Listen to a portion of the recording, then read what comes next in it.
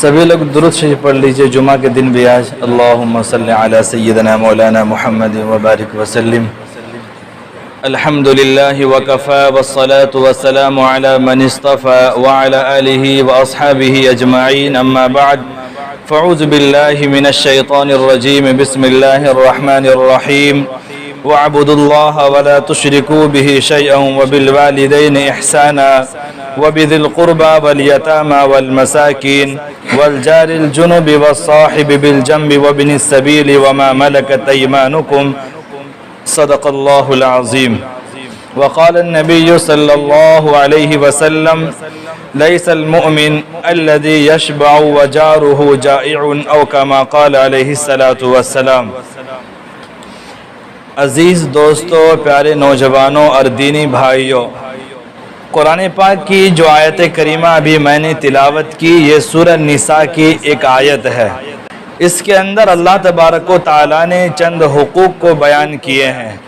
ان میں سے ایک حقوق ہے وَالْجَارِ ذِي الْقُرْبَى وَالْجَارِ الْجُنُوبِ وَالصَّاحِبِ بِالْجَنبِ۔ اس کے تعلق سے آج کچھ بات کرنی ہے۔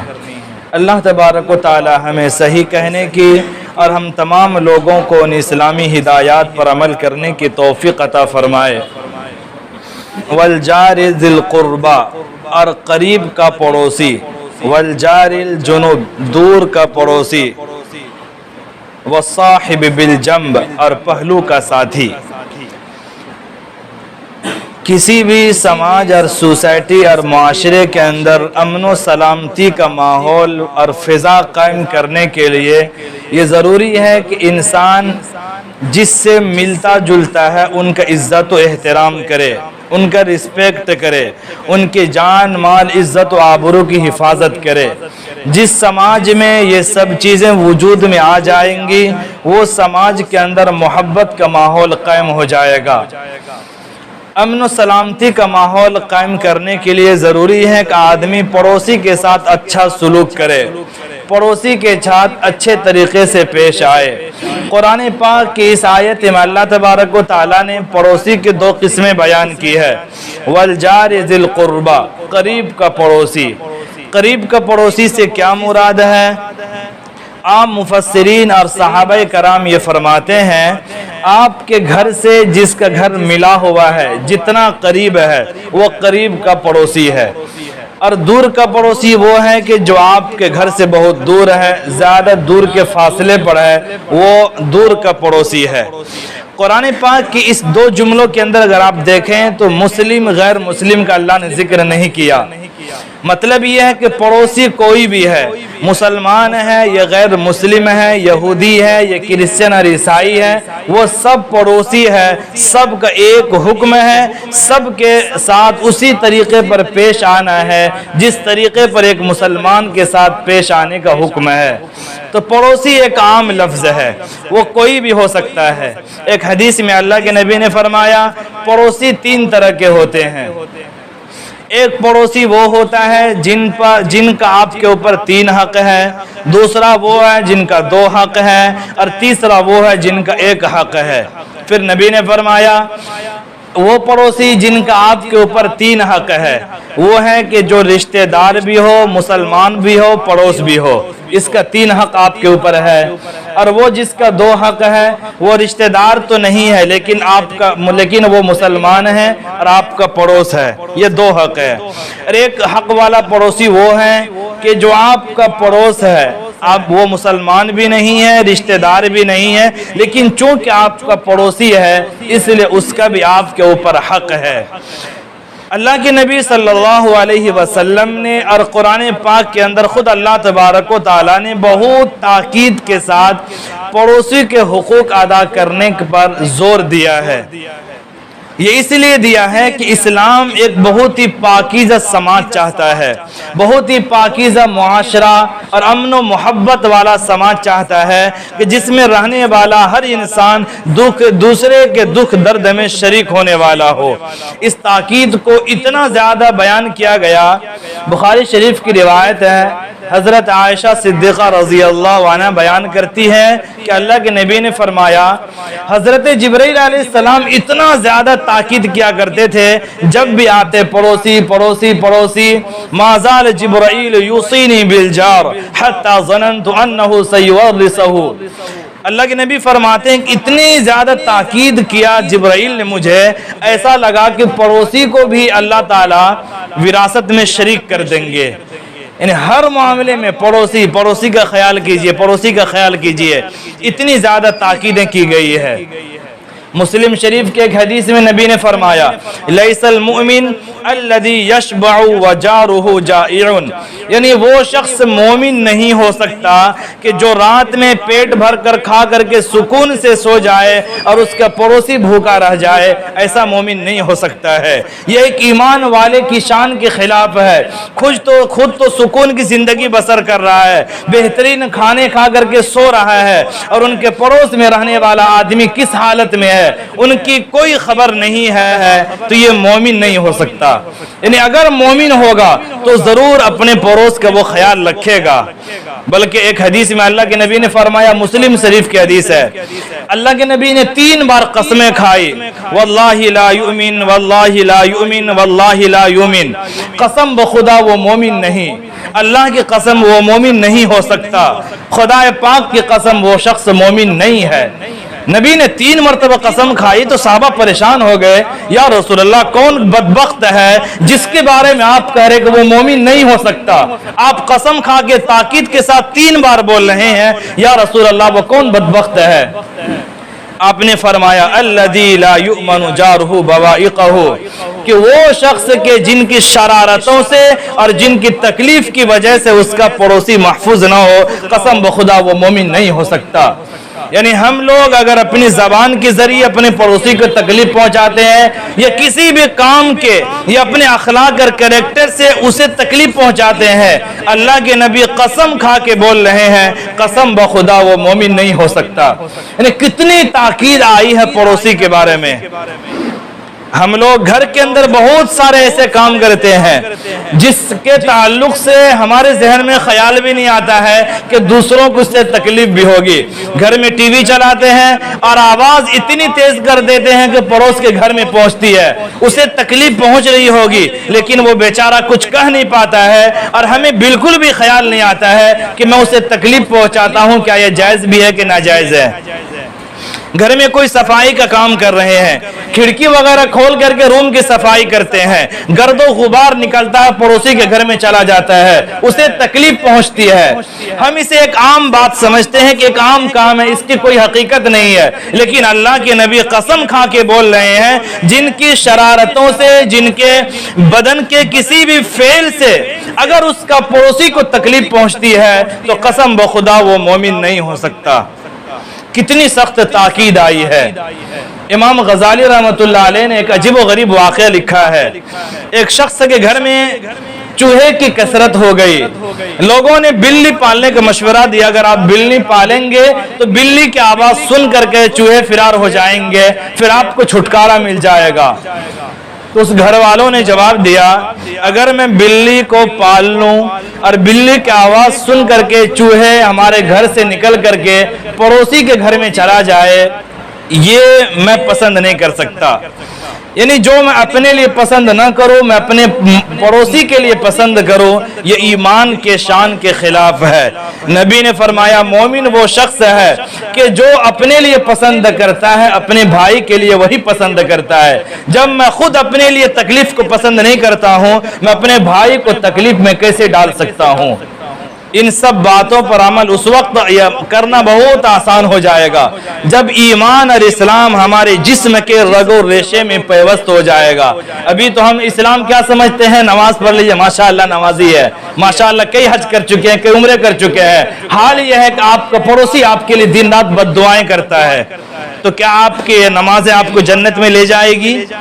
حضرت ابو ہریرہ رضی اللہ تعالیٰ عنہ فرماتے ہیں ایک شخص اللہ کے نبی کے پاس آیا، یا رسول اللہ ان فلانتن یذکر من کثرت صلاتها و صدقتها و صیامها، یا رسول اللہ ایک عورت ہے جو بہت ہی مشہور ہے، خوب نمازیں پڑھتی ہے، خوب روزے رکھتی ہے، خوب صدقہ و خیرات کرتی ہے، حال یہ ہے کہ اپنی زبان سے اپنے پڑوسی کو تکلیف پہنچاتی ہے۔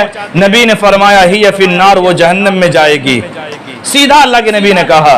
پھر اس شخص نے کہا یا رسول اللہ ان فلانتن یذکر من قلت صیامها و صدقتها و صلاتها، یا رسول اللہ ایک عورت جو بہت کم نماز پڑھتی ہے، بہت کم روزے رکھتی ہے اور بہت کم صدقہ و خیرات کرتی ہے، یہاں تک کہ پنیر کے چند ٹکڑے بھی صدقہ نہیں کرتی، اتنی بھی طاقت نہیں ہے، لیکن وہ اپنی زبان سے پڑوسی کی تکلیف نہیں پہنچاتی۔ نبی نے فرمایا ہی فی الجنہ، وہ عورت جنت میں جائے گی۔ ذرا اس حدیث کو سنیے اور غور و فکر کیجئے اپنے احوال کے اوپر، ہم لوگ کس سطح پر ابھی زندگی بسر کر رہے ہیں۔ تعجب کی بات تو یہ ہے کہ کبھی دینی مجلس میں ہم لوگ اس طرح کی تذکرہ بھی نہیں کرتے۔ عام لوگوں کو اگر بتایا جائے کہ اسلام کی یہ تعلیم ہے، اس کو یقین کرنا مشکل ہو جائے گا۔ کیا نبی نے یہ بھی کہا ہے کہ اگر پڑوسی کو تکلیف پہنچایا تو تم جنت میں نہیں جاؤ گے؟ کیا نبی نے یہ بھی کہا ہے اگر پڑوسی بھوکا رہے تم پیٹ بھر کے کھا لو تو تم مومن نہیں ہو سکتے؟ اسے یقین کرنا مشکل ہو جائے گا۔ اس لیے کہ ہم لوگ نماز کی فضیلتیں بیان کرتے ہیں، روزے کی فضیلتیں بیان کرتے ہیں، دعوت و ارشاد کی فضیلتیں بیان کرتے ہیں، لیکن پڑوس کا کیا حق ہے؟ اسلام نے کتنا زیادہ زور دیا ہے پڑوسی پڑوسی۔ وہ اس لیے کہ ایک موقع پر عبداللہ بن مسعود رضی اللہ تعالیٰ عنہ اللہ کے نبی کے پاس آیا، یا رسول اللہ ہمیں کیسے معلوم ہوگا کہ میں نیک انسان ہوں یا برا انسان ہوں؟ نبی نے کہا بہت آسان ہے، اگر تمہارا پڑوسی تمہیں نیک کہہ رہا ہے تو سمجھ جاؤ تم اللہ کی نظر میں نیک ہو، اگر تمہارا پڑوسی تمہیں برا کہہ رہا ہے تو سمجھ جاؤ تم اللہ کی نظر میں بھی برے ہو۔ اللہ کے نبی نے پڑوسی کے بات کو، پڑوسی کے قول کو نیک اور برا ہونے کا معیار بنایا ہے، اور ہم لوگ کبھی بھی ذہن میں یہ بات لاتے بھی نہیں ہے پڑوسی کو کچھ خیال بھی کرنا ہے۔ پڑوسی کے حقوق بیان کرتے ہوئے حدیث میں اللہ کے نبی نے فرمایا پڑوسی کا یہ حق ہے کہ بیمار ہو جائے تو ان کی عیادت کرو، اگر وہ تم سے قرض مانگے تو اسے قرض دو۔ آج کے زمانے میں کچھ ایسے لوگ ہوتے ہیں قرض لینے کے بعد دیتے نہیں ہیں، تو یہ مسئلہ اس سے الگ ہے۔ یہاں پر ایک عام حالت کی بات ہو رہی ہے کہ اگر وہ یقیناً محتاج ہے، قرض مانگ رہا ہے تو نبی نے فرمایا قرض دو۔ اگر وہ کبھی مدد کے لیے بلائے، کسی کام میں ہیلپ کے لیے بلائے تو اس کی مدد کرو۔ اگر کبھی دعوت دے، خوشی کے موقع میں شریک ہونے کے لیے بلائے تو خوشی میں جا کر کے شریک ہو کر کے مبارکبادی پیش کرو۔ اگر اس کا جنازہ اٹھے، اس کے جنازے کے پیچھے چلو۔ اور ایک حدیث میں اللہ کے نبی نے فرمایا اے ابو ذر اگر تم گوشت خریدو یا ہنڈی میں سالن پکانے کے لیے بیٹھو تو سالن کے اندر شوربہ بھی زیادہ کر دیا کرو، تاکہ شوربہ نکال کر کے بعد میں پڑوسی کے گھر بھیج دیا کرو۔ یہ سب اس لیے اللہ کے نبی کہہ رہے ہیں تاکہ سماج میں ایک محبت پیدا ہو۔ بھائی بھائی میں لڑائی، شوہر بیوی میں لڑائی، باپ بیٹے میں لڑائی، وہ اس لیے ہے کہ ہم لوگ ان چیزوں کی رعایت نہیں کرتے ہیں۔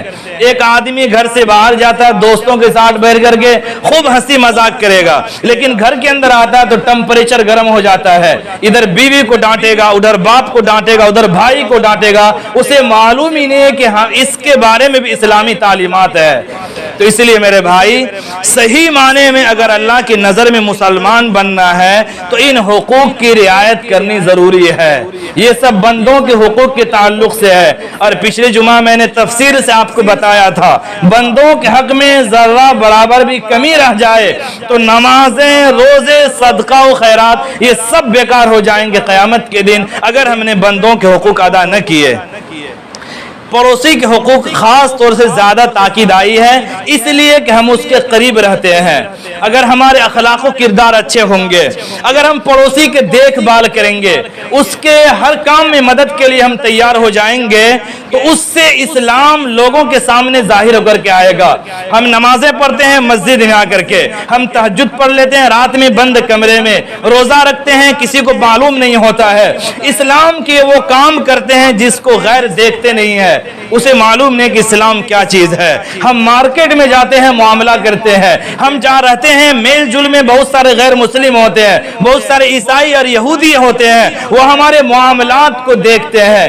اگر ان معاملات میں اسلامی تعلیمات پر اگر ہم عمل کریں، وہ لوگ اس سے متاثر ہوں گے اور خود پوچھیں گے آ کر کے تم ایسا کیوں کرتے ہو؟ آپ کہیں کہ یہ ہمارے دھرم کی تعلیم ہے، وہ کہے گا واہ کتنا پیارا دھرم ہے آپ کا۔ میں آپ کو ایک واقعہ سناتا ہوں، اس کے بعد میں اپنی بات ختم کرتا ہوں۔ حضرت بایزید بسطامی رحمت اللہ علیہ بہت بڑے اللہ کے ولی گزرے ہیں، اسے سلطان العارفین کا لقب دیا گیا ہے، یعنی جتنے لوگوں کو اللہ کی معرفت ملی ہے ان تمام کا بادشاہ یہ بایزید بسطامی رحمت اللہ علیہ۔ ایک رات زندگی میں ایسی گزری کہ پوری رات بستر پر کروٹ بدلتے رہ گئے، نیند نہیں آئی۔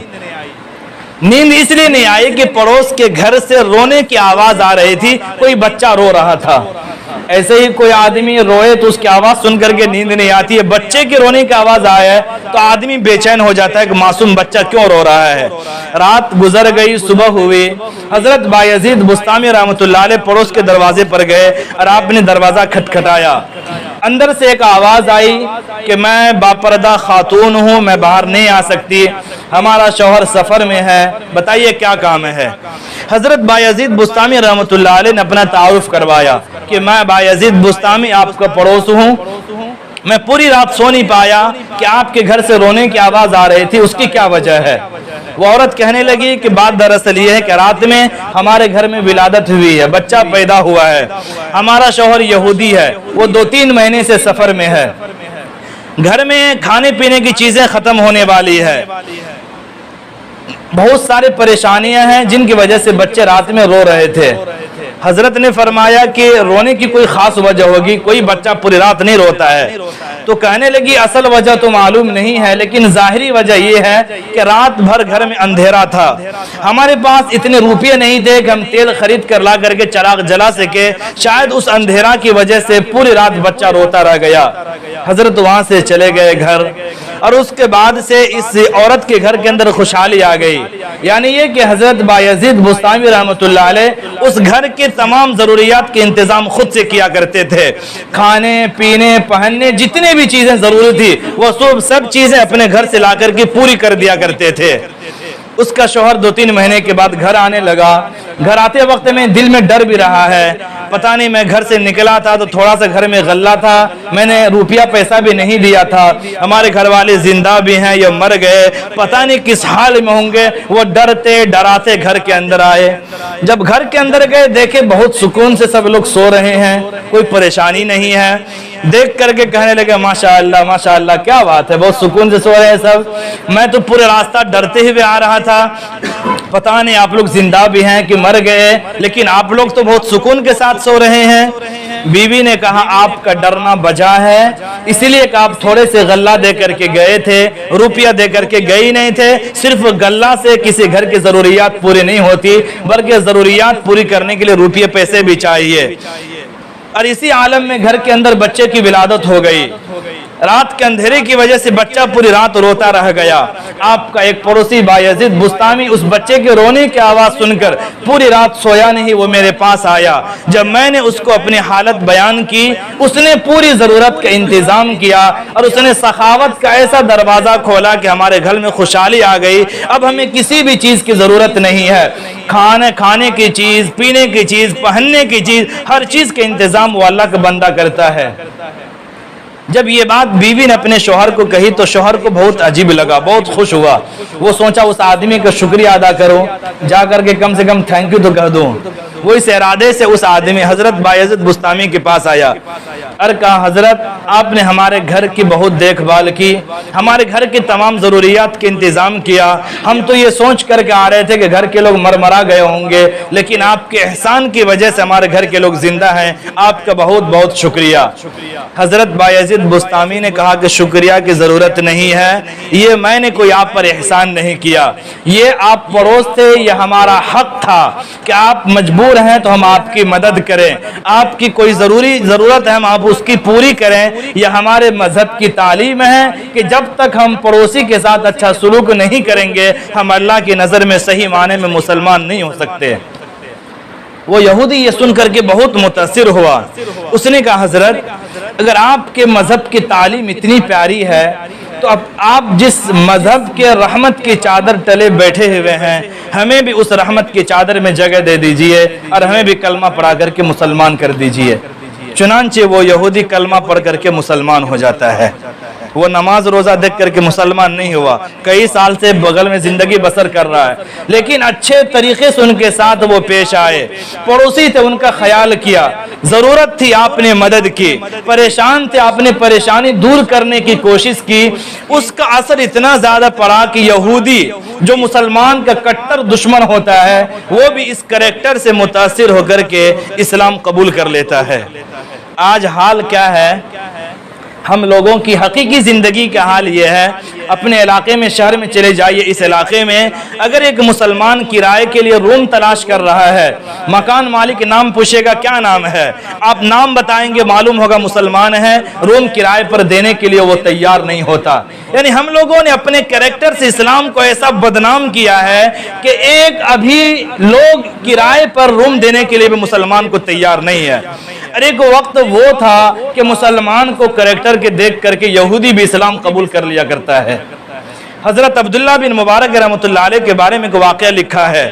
اس کا ایک پڑوسی یہودی تھا. اس پڑوسی یہودی نے اپنا مکان بیچنے کا ارادہ کیا کہ میں اپنا مکان بیچ دوں, کہیں جانے کا ارادہ ہوگا. ایک خریدنے والا آ کر کے پوچھتا ہے کہ مکان کی قیمت کیا ہے. تو یہودی کہتا ہے کہ اس مکان کی قیمت 2000 دینار ہے.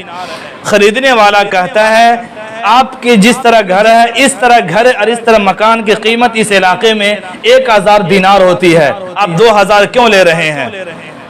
اس یہودی نے کہا آپ کا کہنا بالکل ٹھیک ہے, ہمارے اس مکان کی قیمت 1000 ہے, لیکن اس مکان میں جو پڑوسی عبداللہ بن مبارک ہے اس پڑوسی کے 1000 الگ سے قیمت ہے, اس لیے کہ وہ پڑوسی اتنا اچھا ہے, ان کی قیمت میں 1000 لگاؤں تو یہ بھی ایک کم ہے. یعنی ایک سوچنے کی بات ہے, ایک مسلمان صحیح معنی میں مسلمان بن کر زندگی گزارے تو اس کے پڑوس ہونے کی وجہ سے 1000 دینار کی قیمت کے اندر اضافہ ہو جاتا ہے. اور ہم ان تمام تعلیمات کو اگر فراموش کر دیں جیسا کہ آج کل کر چکے ہیں, گنے چنے چند اسلامی رسموں کو ادا کر لیتے ہیں اور یہ سمجھتے ہیں کہ یہ اعمال جنت میں لے جانے کے لیے کافی ہے. ان تعلیمات کو بھولنے کی وجہ سے کہیں پر روم بھی کرائے پر دینے کے لیے لوگ تیار نہیں ہوتے.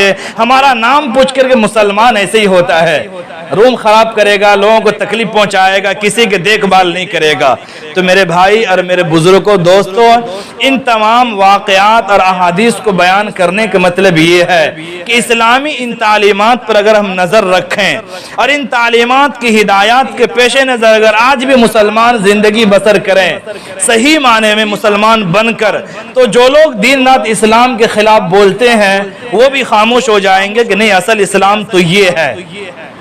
اللہ تبارک و تعالی ہم تمام لوگوں کو ان اسلامی ہدایات کی روشنی میں زندگی بسر کرنے کی توفیق عطا فرمائے. وآخر دعوانا ان الحمد للہ رب العالمین.